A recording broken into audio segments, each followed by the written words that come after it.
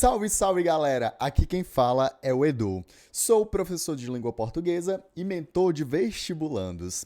No vídeo de hoje eu vou falar como que você faz para ultrapassar a barreira dos 40 pontos absolutos na prova de linguagens e, lógico, alcançar os 700 mais nessa área.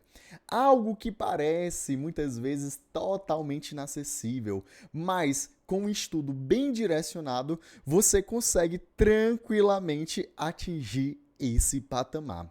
Mas, olha só, a primeira coisa que eu quero te passar e que eu peço de ti é o seguinte: eu vou entregar aqui 100% nesse vídeo. Então não adianta eu apenas ficar detalhando aqui e você não aplicar. Eu quero, antes de tudo, que você se dedique. Eu quero 100% da tua dedicação, 100% da tua entrega para alcançar essa nota. Beleza? Tranquilo? Esse é o nosso primeiro combinado. Mas antes de qualquer coisa, se você não é inscrito aqui no meu canal, cara, não perde tempo. Se inscreve, deixa o like e qualquer dúvida que tu tiver, deixa nos comentários que eu vou te responder com o maior carinho do mundo, beleza? Então, Edu, deixa de enrolação, vamos lá. Bora, eu quero saber o que tu fez para chegar nessa nota. Pessoal, a primeira coisa que eu quero te dizer é o seguinte: te falam por aí que a prova de linguagens é apenas interpretação textual. É o que mais te falam. E aí o que acontece? Você, na inocência, acredita nesse papinho e quando tu se depara com uma prova real ou com um simulado, tu fica totalmente perdido. Tu não tem ideia, primeiro, de qual raciocínio utilizar para responder a questão. Segundo ponto, tu não sabe como é que tu deve ler um texto. Eu sei que muitas vezes, quando tu termina de ler esse texto, quando tu termina de ler o texto da questão, tu não faz a menor ideia do que precisava captar nesse texto. É horrível isso. E o terceiro ponto, as alternativas têm várias palavras que te confundem totalmente. Tu fica o quê? Em dúvida entre duas alternativas, marcar certo ou errada. Infelizmente, a errada, pessoal. Infelizmente, isso é muito comum. Então, você precisa entender, antes de tudo, que o Enem ele tem o quê? Ele tem 3 padrões cruciais na prova de linguagens. E é o que eu quero te passar aqui hoje. E é o que eu vou te passar hoje. Primeiro padrão, padrão de enunciado. Segundo padrão, padrão dos gêneros textuais. Terceiro padrão, padrão das alternativas. A partir desse momento, eu vou conversar sobre cada um deles. Vamos lá? Bora! Eu quero muita atenção de ti, então papel e caneta na mão. Vamos começar. Bora lá, pessoal. Primeiro padrão. Padrão de enunciado. Como assim, Edu? Toda questão do Enem, você nunca vai iniciar essa questão pelo texto. A ordem que a gente vai utilizar é sempre uma ordem contraintuitiva. Por que, Edu? Faça a seguinte pergunta: por que você deve ler um texto? Você nunca vai ler um texto sem antes saber o motivo pelo qual você deve ler esse texto. Então faz sentido ler o texto-fonte antes de ler o enunciado? Nenhum.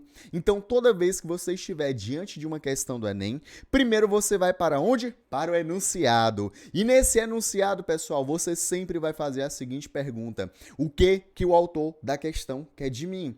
A partir desse momento que você faz essa pergunta, o que acontece com o teu cérebro? O teu cérebro ele restringe aquilo que você deve procurar nessa questão. O teu cérebro ele fica muito mais direcionado. Então, ao invés de você ficar lendo um texto, por exemplo, um poema para se emocionar, ou lendo uma notícia para se informar, você vai ler esse texto porque você deve objetivamente pegar um padrão lá no texto. Edu, e esse padrão de enunciados, onde é que eu encontro ele? Na matriz de referência do Enem.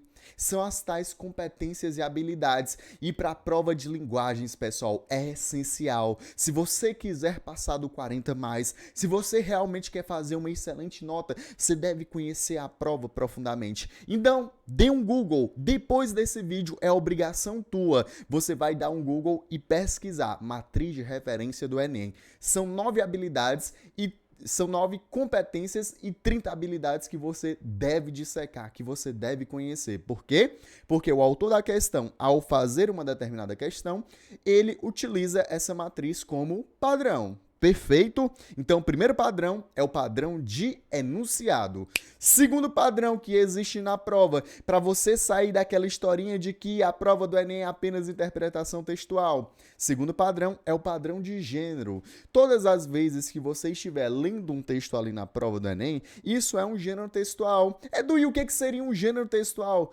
Galera, gênero textual nada mais é de tudo aquilo que nasce da necessidade de comunicação. Então, todo texto, ele é o quê? Ele é um gênero textual, tudo bem?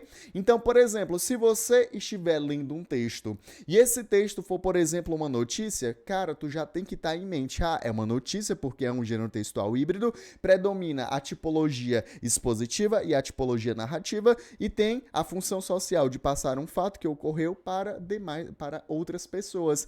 Então, o que acontece? Quando tu estuda por meio de um padrão, por um modelo de questões, tu vai estar diante de vários gêneros textuais. Então, quando tu fizer o teu simulado, quando tu estiver estudando ao longo das semanas, por meio do modelo de questão, não deixa passar. Cara, se tu tá lendo um texto, esse texto é um editorial, vai atrás de descobrir quais são as tipologias predominantes, vai atrás de descobrir qual é a função social desse texto, desse modelo de texto. É isso que vai fazer a diferença. E por último, pessoal, obviamente não menos importante, nós temos o quê? O terceiro padrão. Terceiro padrão, padrão de alternativas. Quando tu tá diante da prova do Enem, o que acontece? Imagina que a pergunta do texto é a seguinte: olha só, nesse poema, o eu lírico ele tem uma postura, aí lá na letra A tem uma postura resignada. Letra B, uma postura, por exemplo, uma postura ambígua. Na letra C, ele tem uma postura alienada. Você necessariamente tem que saber esses termos. Edu, não cai gramática no Enem. Lógico que cai. Só que a gramática dentro do Enem, ela cai de uma maneira um pouquinho diferente. Por exemplo, quando você está estudando a parte de semântica, você é inserido a uma série de nomes, a uma série de termos técnicos que são essenciais, que é, por exemplo, o que eu acabei de falar. Então, ao responder, ao estudar por meio de um modelo de questões, você tem que formar o quê? O seu caderninho de repertório. Você está diante, por exemplo, de um texto, e esse texto, por exemplo, é um texto relacionado ao barroco. Obviamente que tu tem que pegar algumas palavras que serão o quê? Que serão referentes, que serão termos técnicos relacionados a essa escola literária.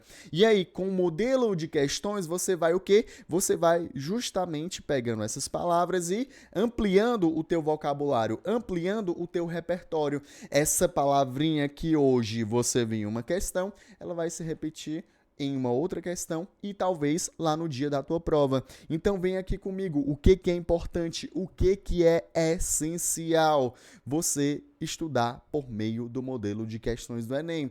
Esse modelo de questões do Enem, 3 padrões. Edu, mas me diz bem aqui uma coisa, tu não acha que a prova ela tem um nível de subjetividade? É lógico que tem subjetividade. Existe sim uma subjetividade porque a gente está falando de linguagens, pessoal. A gente está falando de uma área do conhecimento que, de fato, existe essa subjetividade. Mas o aluno que está indo com uma preparação dessa maneira, ele não está preocupado. Se existe subjetividade para quem teve todo esse preparo, agora imagina para o aluno que está indo totalmente perdido, achando que a prova, comprando aquela ideia de que a prova é apenas interpretação textual. Esse aluno ele vai se perder. Então, antes de tudo, o que eu preciso de você é que você entenda muito bem o padrão que existe para a prova de linguagens. 3 padrões, o primeiro de enunciado, de comando, competência e habilidade. Segundo, os gêneros textuais. E o terceiro ponto são o quê? São justamente o padrão de alternativas, que você vai pegar os termos técnicos, palavras que singularizam as alternativas e os verbos de sende. Pessoal, se esse conteúdo, se esse vídeo fez sentido para você, cara, eu preciso muito saber. Deixa aqui o like e se inscreve no canal. E se você tiver alguma dúvida, deixa nos comentários que eu vou fazer questão de te responder, beleza? Pessoal, faça isso que você incentiva demais para que eu possa produzir mais e mais conteúdos. Me siga também lá na rede vizinha, lá no Instagram, que eu estou todos os dias falando sobre linguagens por lá. Tá bom? Pois, Beijo no coração de todos vocês e até o nosso próximo vídeo.